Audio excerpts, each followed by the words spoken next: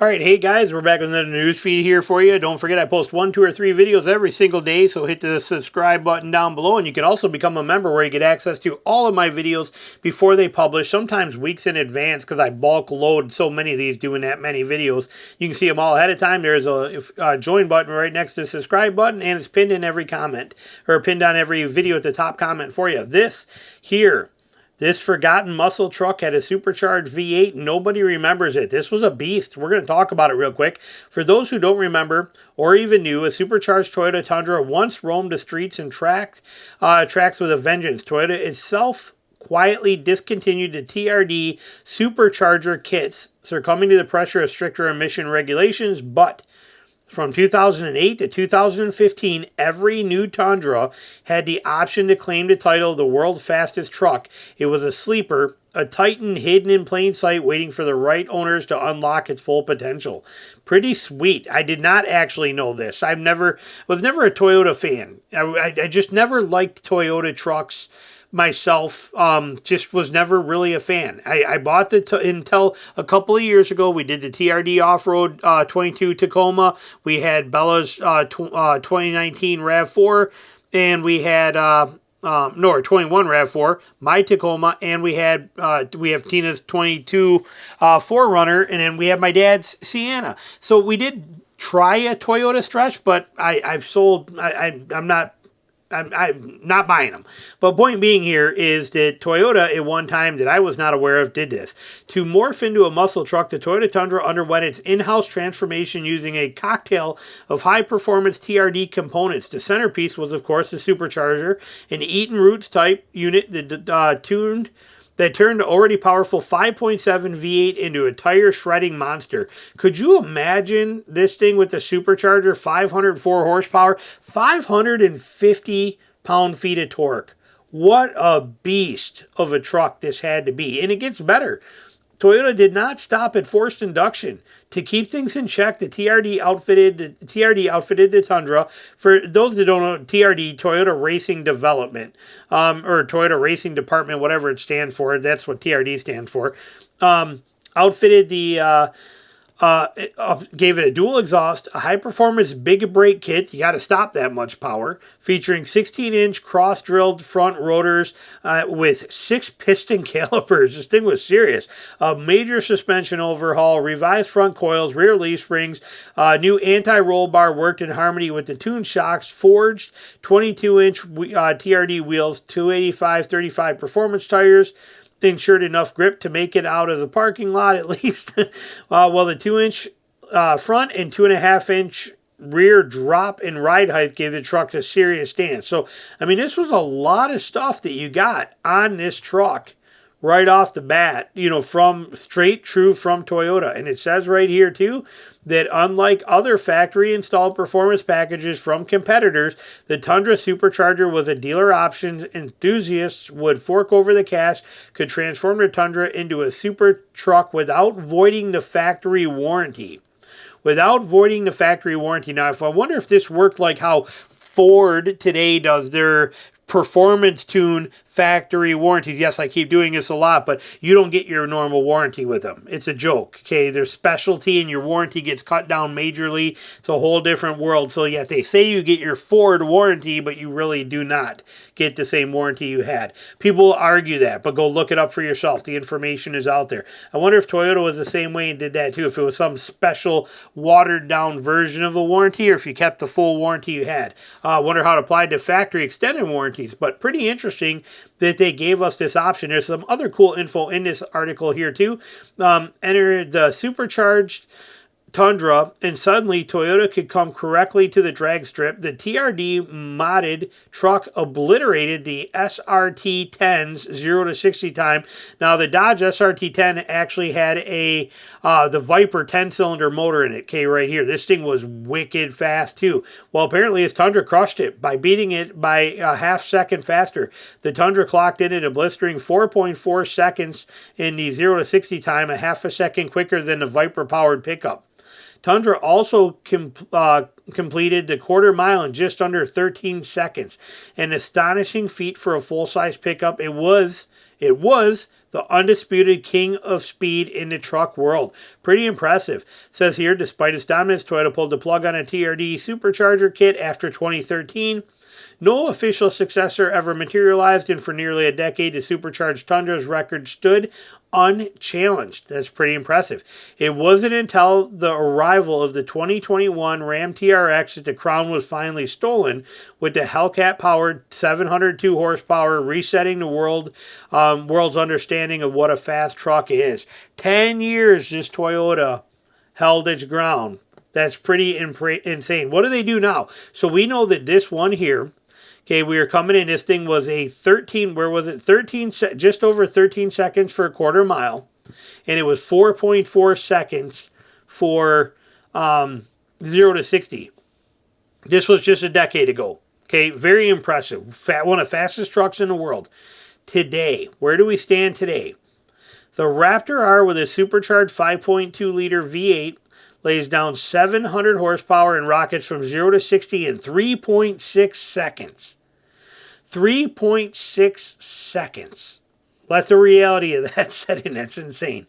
Meanwhile, the TRX 6.2 Hellcat V8 pushes a 702 horsepower and does that in 3.7 seconds. So they're basically the same thing. That's insane.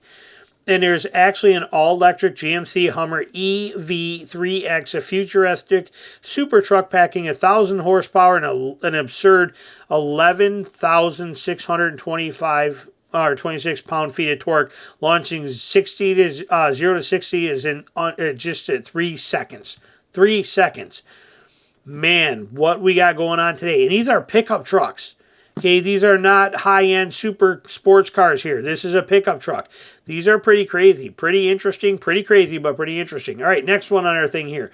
Honda with the tow hooks. Okay, yes, we're seeing them hanging from a crane. This is making a lot of stuff, but there are two things here. I go both sides on this. That I want more testing done, but this test here, this test is a joke.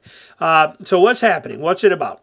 The 2026 Honda Trail Sport has front and rear recovery points strong enough to hold twice its vehicle's weight. Okay, whoop-de-doo. Honda, to prove this because of this right here, the orange powder-coated front hooks also have an innovative design that enables them to break away in the event of a collision. So they're recovery points, but they're designed to break away. That's where the problem lies, and everybody is freaking out about it. You should not have a tow hook, something that is there to recover from, designed to break away. And for good reason. The last thing you want to do is go put a kinetic rope on one of those connections, and then you start yanking. All of a sudden, this thing breaks free, and now you got this 2-pound hunk of steel from a recovery hook on the end of your slingshot rubber band rope style coming whipping right through there. It'll blow right through your tailgate, right through the cab, right through the whole. It'll go right through the whole entire truck and kill you. And so people are up in arms about this. They don't want to do. They're like, no, why? Don't make it breakaway. Honda made it breakaway, which we'll learn. There's another article I'll cover, but they made it breakaway because it gives them better crash rating tests.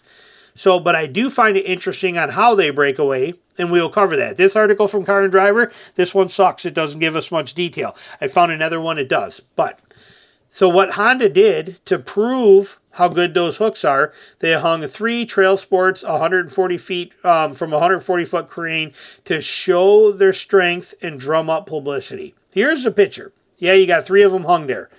It doesn't prove nothing.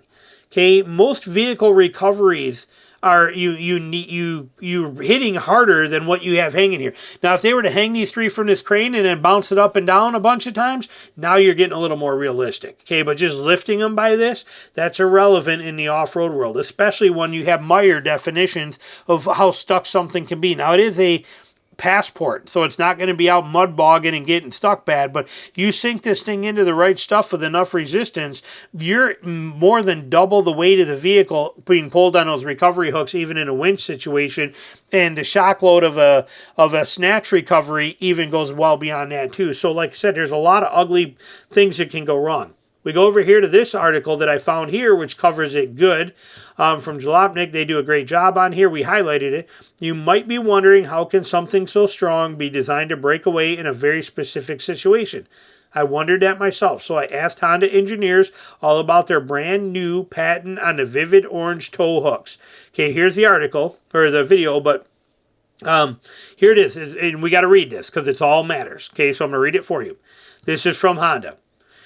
We developed an all-new design for the Passport Trail Sports heavy-duty front recovery points that enable the mounting bolts to slip, then shear in a front collision. So the recovery points can slide towards the vehicle and detach, meaning they go not forward, they're going backwards into the vehicle and then can detach. Where when you're recovering from those hooks, you're going forward. Okay, in the forward position, these are designed to brake and shear in the aft position, in the backward position. Honda told Jalopnik, I get it. Honda, I too fall apart when I'm pushed too hard. Okay. Anyway, it says right here, this clever new design allows the Trail Sport and Trail Sport Elite trims to match these based RTL and crash ratings. That's the important part. The shear design helps protect the vehicle as the tow hooks could potentially cause spikes in G-forces during front-end collisions, causing more damage and potentially obliterating the delicate electrical systems in the front portion of the vehicle. While there's still a recovery point in the front skid plate as well, it seems that these hooks will be the primary point for recovery point for owners. Due to the critical role they play, Honda said the recovery hooks are installed at our Alabama auto plant with electronic torque tools rather than manual or pneumatic tools, which helps associates install the recovery points into precise specifications. Now that phrase right there is that's peeing down our back and telling us it's raining here. Okay, the recovery hooks are installed at our plant with electric torque tools. Every vehicle, everything on a line today is basically electronic torque tools. There's nothing new to this. Nobody installs anything manually or torques it manually anymore. It's all done with electronic torque tools. The special way these tow hooks shear off is a world first and patented by the automaker. It's only the front hooks that shear away, as the rear hooks are embedded below the rear fascia directly into a Class 3 steel tow hitch, which protects the recovery points from damage during off-road sessions. Alabama-built 2026 Passport has been redesigned from the tires up, making it durable and capable off-road. Okay, we get all that. Point being, the tow hooks on the front of this thing are designed to shear off, but it looks like they are designed to shear off on a frontal impact only. When the pulling force is directed forward on the vehicle in a recovery, they are designed to be rock solid. So take it for what it's worth. There it is, and there's where we stand, and the reason they did it, to get a better crash rating on it. So there you go. Questions, comments, put them down below. Thanks for watching.